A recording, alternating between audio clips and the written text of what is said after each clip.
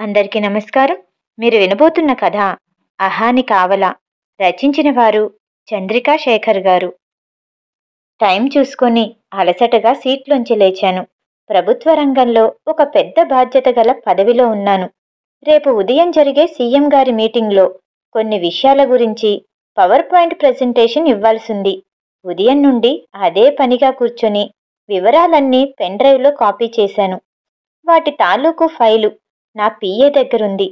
అతను తన తండ్రి ఆరోగ్యం బాగోలేదని అర్జెంటుగా ఊరెళ్ళాడు. రేపు ఉదయాన్నే డైరెక్ట్గా మీటింగ్కి వచ్చేస్తా అన్నాడు. అందుకే ఈరోజు పని మొత్తం నా మీదే పడింది. పని హడావుడిలో పడి టైం చూసుకోలేదు. 8 గంటలు దాటింది. నా క్యాబిన్లో నుంచి బయటకొచ్చాను. అందరూ వెళ్ళిపోయారు. ఆఫీసు మొత్తం నిర్మానుష్యంగా ఉంది. గేటు దగ్గర వాచ్మెన్ నన్ను చూసి నమస్కారం చేశాడు. తలూపి కారు దగ్గరికి నడిచాను. బాగా మబ్బులు ముసిరి చల్లగాలి వీస్తోంది. ఎంతసేపు ప్రయత్నించినా కారు స్టార్ట్ అవ్వలేదు. విసుగొచ్చి లాక్ చేసి విషయం వాచ్మెన్కి చెప్పి గేట్ బయటికి నడిచాను. క్యాబ్ బుక్ చేద్దామని ప్రయత్నిస్తుంటే దగ్గరలో ఏవీ లేనట్లు చూపిస్తోంది. 15 గంట గడిచింది. బాగా అలసటగా అనిపిస్తుంది. ఆటో ఏదన్నా వస్తే ఎక్కాలి. కానీ ఒక్క నిమిషం సంశయించాను. నా భార్య శ్రీవల్లి ఏదో పెళ్లి నిమిత్తం నగలన్నీ మెరుగు పెట్టించడానికి షాప్లో ఇచ్చింది. ఆ సేట్ అవన్నీ ఉదయం తెచ్చి ఆఫీస్లో ఇచ్చాడు. అవన్నీ నా ల్యాప్టాప్ బ్యాగ్లోనే ఉన్నాయి. ఇంత విలువైన వస్తువులు తీసుకొని ఆటోలో వెళ్ళాలా? వెళ్ళాలిగా, తప్పదు కదా అనుకున్నాను. ఇంతలోనే ఒక ఆటో వచ్చి నా ముందు ఆగింది. అతను తల బయట పెట్టి, ఆటో కావాలా సార్ అని అడిగాడు. మాసిన గుడ్డలు, పెరిగిన గడ్డము, చూడ్డానికి రౌడీలా అనిపించాడు. కానీ గత్యంతరం లేదు. ఇంకా పొద్దుపోతే ఇటువైపు అసలు ఆటోలే రావు. మా ఇంటి ఏరియా చెప్పి వస్తావా అని అడిగాను. వస్తాను సార్, వానొచ్చేలా ఉంది. ఇక కిరాయిలేమీ ఉండవని ఇంటికి పోతున్నాను. మా బస్తీకి కూడా మీ ఏరియా దాటి పైకి పోవాలి. మిమ్మల్ని దింపి నేను ఇంటికి వెళ్తాను చెప్పాడతను. ఆటో ఎక్కి కూర్చోగానే చాలా రిలాక్స్డ్గా అనిపించింది. సన్నగా తుంపరు కూడా మొదలైంది. చల్లగాలి ఒంటికి తగులుతుంటే చాలా హాయిగా ఉంది. కళ్ళు మూతలు పడుతున్నాయి. కానీ అమ్మో, పడుకుంటే ఇతనెటైనా తీసుకుపోతే? బ్యాగ్ బరువుగా అనిపించి సీటుకి వెనుక వైపు పెట్టాను. నిద్ర రాకుండా ఉండాలి అంటే ఇతనితో మాటలు కలపాలి అనుకున్నాను. ఇక్కడ నా గురించి కూడా కొంత మీకు తెలియాలి. చిన్నతనం నుంచి నేను చాలా తెలివిగలవాడినని, అందరికన్నా ప్రత్యేకమైన వ్యక్తినని నా అభిప్రాయం. ఆ ధీమా నాకిచ్చింది కూడా నా చదువే. ఎప్పుడూ చదువులో నాకు మొదటి ర్యాంకే వచ్చేది. ఇదే పరంపర పీజీ వరకు కొనసాగింది. నా ర్యాంకులు, మార్కులు చూసి ఊరి వాళ్ళు, బంధువులు అంతా పొగిడితే నాన్న, అన్నయ్య పొంగిపోయేవారు. అమ్మ చిన్నతనంలోనే దూరమైంది మరి. అయితే మాకున్న ఆస్తి 4 ఎకరాల పొలం, ఒక పెంకుటిల్లు మాత్రమే. ఇద్దరినీ చదివించలేనని నాన్న నిస్సహాయత వ్యక్తం చేశాడు. చదువంటే పెద్దగా ఆసక్తి లేని అన్నయ్య నన్ను చదివించమని చెప్పి తాను నాన్నకి పొలం పనుల్లో సహాయం చేస్తూ పల్లెలో స్థిరపడిపోయాడు. నేను సిటీకి వచ్చి హాస్టల్లో ఉంటూ ప్రభుత్వ ఉద్యోగాలకి కోచింగ్ తీసుకొని రాత్రింబవళ్ళు కష్టపడి చదివి ఉద్యోగం సంపాదించాను. అక్కడి నుండి అంచెలంచెలుగా మంచి స్థాయికి చేరాను. ప్రతి పనికి ఒక రేటు ఉంది నాకు. ఆ రేటు ప్రకారం ఇస్తేనే ఆ పని జరిగేది. డబ్బు దగ్గర చాలా కఠినంగా ఉంటానని పేరుంది నాకు. ఎంత పేదవారైనా నా దగ్గర పని జరగాలంటే ఆ డబ్బు చెల్లించి తీరాల్సిందే. లంచాలు తీసుకోవడానికి ఏమాత్రం సిగ్గుపడను. ఇంత కష్టపడి మా నాన్న ఎకరం పొలం కూడా అమ్మి చదివిస్తే అలా సంపాదించుకోవడం నా హక్కు అనుకునేవాడిని. నా సహోద్యోగులు కొందరు నన్ను చూసి అసూయపడతారని, లంచాలిచ్చేవారు నన్ను తిట్టుకుంటూ ఇస్తారని నాకు తెలుసు. అయినా నేను అవేమీ పట్టించుకోలేదు. ఇవన్నీ చూచాయిగా తెలిసి నాన్న కూడా నన్నొకసారి హెచ్చరించారు. తలూపి ఊరుకున్నాను, అంతే. ఆత్మీయులు, బంధువులతో కూడా కలిసేవాడిని కాదు. ఎందుకంటే వారంతా నా హోదా, డబ్బు చూసి నాకు దగ్గరవ్వాలనుకుంటున్నారు అని నా నమ్మకం. ఎవరు ఏ శుభకార్యానికి పిలిచినా సరే వెళ్ళేవాడినే కాదు. మా అన్నయ్యకి సైతం ఎప్పుడూ ఫోన్ చెయ్యను. తనంతా తాను చేస్తే ఏవో 2 మాటలు పొడి పొడిగా మాట్లాడతాను, అంతే. నాన్న 10 ఏళ్ల క్రితమే కాలం చేశారు. అన్నయ్య ఊర్లోనే అమ్మాయిని పెళ్లి చేసుకుని 2 ఆడపిల్లలు, ఒక మగపిల్లవాడికి తండ్రి అయ్యాడు. పొలం మీద వచ్చే ఆదాయమే అన్నయ్యకి ఆధారం. ఆ 3 ఎకరాలలోనూ ఇద్దరికీ సగం సగం అన్నారు నాన్న. ఆ ప్రకారంగానే పంట డబ్బులు పంపేవాడు అన్నయ్య. నేను కూడా నా హక్కుగా తీసుకునేవాడిని. నా వాటానేగా నేను తీసుకుంటున్నాను. ఇంకా ఇంటిలో వాటా అడగలేదు. అది పూర్తిగా వాళ్ళకే వదిలేశాను కదా. అది నా ఉదారత అనిపించేది నాకు. కోచింగ్ సెంటర్లో పరిచయం అయింది శ్రీవల్లి. ఆమె వ్యక్తిత్వము, అందము చూసి ప్రేమించాను. అనాథని తెలిసి ఇష్టపడి పెళ్లి చేసుకున్నాను. కానీ ఎవరూ లేక అనాథాశ్రమంలో పెరిగిన ఆమెకి బంధువులంటే చాలా మక్కువ. అందర్నీ కలుపుకోవాలని, అందరితో కలిసిపోవాలని చాలా ఆరాటపడేది. పెళ్ళైన కొత్తలో నేను గట్టిగా హెచ్చరించడంతో ఆమె కూడా అందరికీ దూరంగానే ఉండిపోయింది.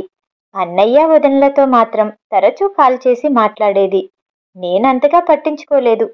నిన్ననే శ్రీవల్లి చెప్పింది అన్నయ్య ఫోన్ చేశాడని.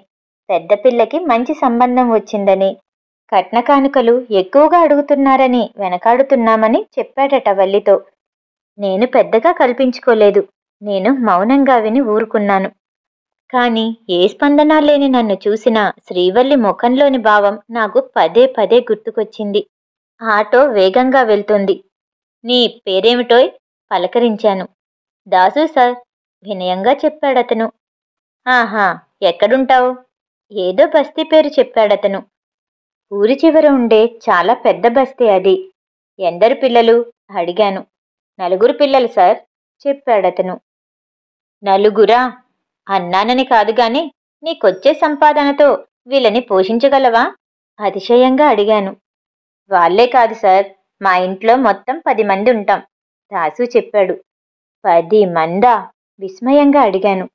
అవును సార్, నేను, నా భార్య, నా 2 పిల్లలు, అన్నయ్య వదిన, వాళ్ళిద్దరు పిల్లలు, మా అమ్మ నాన్న, అందరం కలిసే ఉంటాము, చెప్పాడు దాసు. వీళ్ళంతా నీతోనే ఉంటారా? ఆశ్చర్యంగా అడిగాను. అవును సార్, అందరూ నా మీదే ఆధారపడ్డారు, అన్నాడు దాసు. నాన్ సెన్స్, మనసులోనే అనుకున్నాను. మా అమ్మా నాన్న పెద్దవాళ్ళు సార్, ఏమీ చేయలేరు. అన్నయ్య ఇదివరకు లారీ మీద వెళ్ళేవాడు. యాక్సిడెంట్లో కాలు పోగొట్టుకొని ఇప్పుడు ఇంటి ముందే చిన్న బడ్డీ కొట్టు పెట్టుకున్నాడు. అన్నయ్య సంపాదించినప్పుడు వారు బాగానే ఉండేవారు వేరొక చోట. అన్నయ్యకి కాలు పోయాక వారిని కూడా తెచ్చి నా దగ్గరే పెట్టుకున్నాను. పిల్లలు 4 గవర్నమెంట్ స్కూల్లో చదువుతున్నారు. మా వదిన, నా భార్య ఇంట్లో మిషన్ కుడతారు. ఏదో అలా జరిగిపోతుంది, చెప్పాడు దాసు.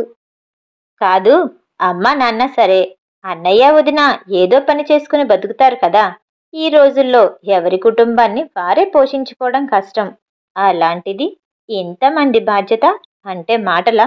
నీ పిల్లల గురించి ఆలోచించావా? విసుగ్గా అన్నాను.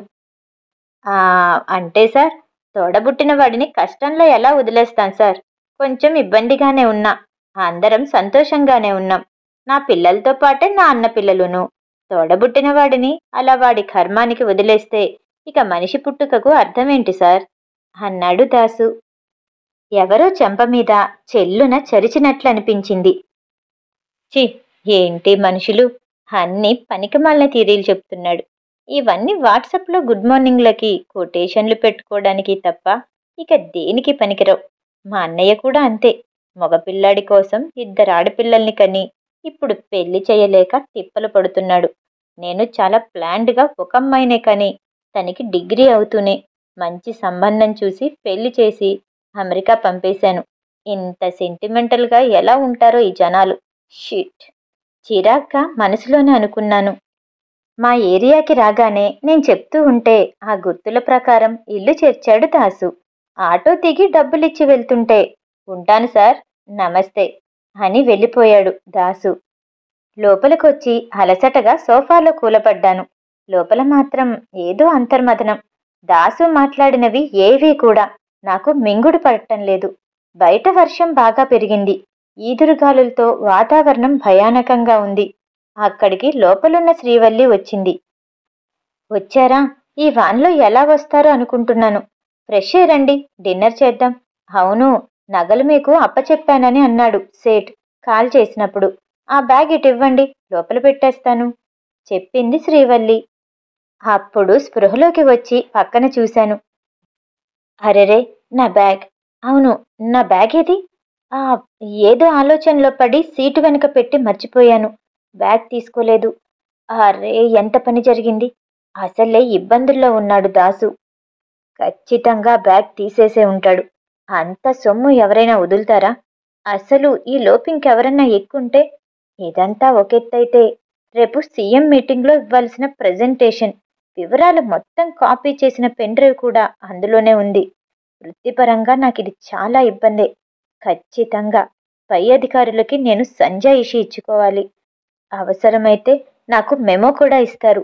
చాలా సమస్యలొస్తాయి. ఆలోచనలతో కాసేపు మైండ్ అంతా బ్లాంక్ అయిపోయింది. బ్యాగేదండి? కార్లో ఉందా? అడుగుతోంది శ్రీవల్లి. విషయమంతా తనకి చెప్పాను. తను కూడా చాలా దిగాలు పడింది. ఓలాలో బుక్ చేసుకునుంటే కనీసం అతని నెంబర్ అయినా దొరికేది. ఇప్పుడు ఆ అవకాశం లేదు. అరగంటకి నా బుర్ర కాస్త పని చేయటం మొదలెట్టింది. నాకు తెలిసిన డిపార్ట్మెంట్ ఆఫీసర్కి కాల్ చేశాను. విషయం వివరంగా చెప్పాను. అంతా విని అతను, సార్, ఆ డ్రైవర్ పేరు బస్తీ పేరు తెలిస్తే చాలదు సార్. అది చాలా పెద్ద బస్తీ. ఈ రాత్రిలో ఇంత గాలివానలో అక్కడుండే ఆటో డ్రైవర్స్ని గ్యాదర్ చేయడం చాలా కష్టం. ఏదైనా సరే రేపు ఉదయమే. ఆ ఏరియా ఊరికి 20 కిలోమీటర్ల దూరంలో ఉంది. నేను ఆ ఏరియా స్టేషన్కి ఇన్ఫార్మ్ చేస్తాను. అతను ఇప్పటికే అవి చూసుకొని ఎస్కేప్ అయితే మాత్రం కష్టం చెప్పాడతను. ఫోన్ పెట్టేసి నిస్సత్తువగా సోఫాలో కూర్చున్నాను. శ్రీవల్లి కూడా నా పక్కనే నా చెయ్యి పట్టుకుని కూర్చుంది. నీకు వచ్చేదాంతోనే సంతృప్తిగా గడుపు. అక్రమంగా వచ్చేదానికోసం ఆశపడకు.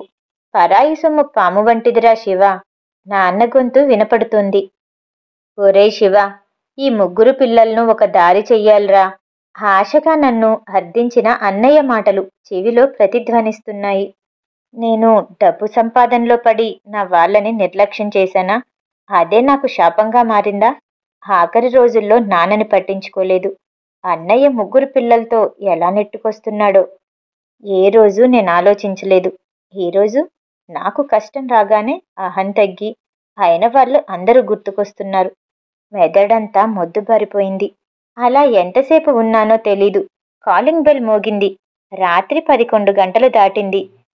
ఈ సమయంలో ఎవరు అనుకుంటూ వెళ్ళి తలుపు తీశాను. వరండాలోని లైటు వెలుగులో తడిసి ముద్దయి నిల్చొనున్నాడు దాసు. నమస్తే సార్, మీ బ్యాగ్ ఆటోలో మర్చిపోయారు. నేను ఇంటికి వెళ్ళి ఆటో పార్క్ చేస్తూ చూశాను. అందులో విలువైనవి ఏమన్నా ఉంటే మీరు కంగారు పడతారు కదా అని మళ్ళీ వెంటనే వచ్చేశా అని పాత టవల్లో భద్రంగా చుట్టిన బ్యాగ్ని నాకు అందించాడు. నేను నమ్మలేనట్లు చూశాను. ఇది నాకింకో దెబ్బ. ఏమీ లేని దాసు కూడా అందిన వాటికి ఆశపడలేదా? మరి అన్నీ ఉన్న నేనెందుకు అక్రమంగా వచ్చేదానికి కక్కుర్తి పడుతున్నాను? దాసు ముందు నాకు నేనే ఒక పిపీలకంలాగా కనిపిస్తున్నాను. శ్రీవల్లి ముందుకొచ్చి, చాలా సంతోషం బాబు. ఈ బ్యాగ్ వేరెవరి చేతికన్నా చిక్కితే మా సొమ్ము మాకు దక్కేది కాదు. నువ్వు చాలా మంచివాడివి అని చేతులు జోడించింది. అయ్యో, అంత మాట అనకండమ్మా. మనం కష్టపడి సంపాదించిందే మనకు శాశ్వతం. పరాయి సొమ్ముకి ఎప్పుడూ ఆశపడకూడదు. వెళ్ళొస్తానమ్మా. అన్నీ ఉన్నాయో లేదో చెక్ చేసుకోండి సార్. నమస్కారం చేసి వెళ్ళిపోయాడు దాసు. లోపలికొచ్చి బ్యాగ్ తీసి చూసుకున్నాను. అన్నీ చెక్కు చెదరకుండా ఉన్నాయి. ఇద్దరం ఏదో తిన్నామనిపించి పడుకున్నాం. శ్రీవల్లి నిశ్చింతగా నిద్రపోయింది. నాకు మాత్రం నిద్ర పట్టలేదు. దాసు కన్నా నేను ఏ విధంగా ఎక్కువ? నన్ను నేను ప్రశ్నించుకుంటూనే ఉన్నాను. నా దగ్గర డబ్బు మాత్రమే ఉంది. దాసు దగ్గర అది తప్ప అన్నీ ఉన్నాయి. అయిన వాళ్లతో సంతోషంగా కలుసున్న అతనెక్కడా? అహంతో అందరికీ దూరంగా ఉండే నేనక్కడా? ఎప్పుడో తెల్లవారుజామున నిద్ర పట్టింది నాకు. ఉదయమే లేచి అన్నయ్యకు కాల్ చేశాను. నా గొంతు వింటూనే అన్నయ్య ఆశ్చర్యపోయాడు. నాకు నేనుగా ఎప్పుడూ చేసి మాట్లాడనుగా మరి. ఏరా శివ, అంతా బాగానే ఉంది కదా? ఏంటి ఇంత ఉదయాన్నే ఫోన్ చేశావు? అడిగాడు అన్నయ్య కంగారుగా. పక్కనే ఉన్న శ్రీవల్లి నా వైపు ప్రశ్నార్థకంగా చూస్తుంది. ఆమె ముఖంలో ఆశ్చర్యం కూడా కనిపిస్తుంది. అంతా బాగుందన్నయ్య. వదిన పిల్లలు ఎలా ఉన్నారు? మరి పెద్దదానికి ఏదో సంబంధం వచ్చిందని చెప్పావట. మంచి సంబంధం అయితే డబ్బుకు ఆలోచించకన్నయ్యా. ఖాయం చేసి ముహూర్తం పెట్టించేయ్. కట్నం డబ్బు మొత్తం నేనిస్తాను. మన ఊళ్ళోనే పెళ్లి బాగా చేద్దాం. పెళ్లి ఖర్చు కూడా నాదే. సరేనా? నేను కూడా వీలు చూసుకుని ఒకసారి ఊరికొస్తాను. ఉంటాను అని చెప్పేసి కాల్ కట్ చేశాను.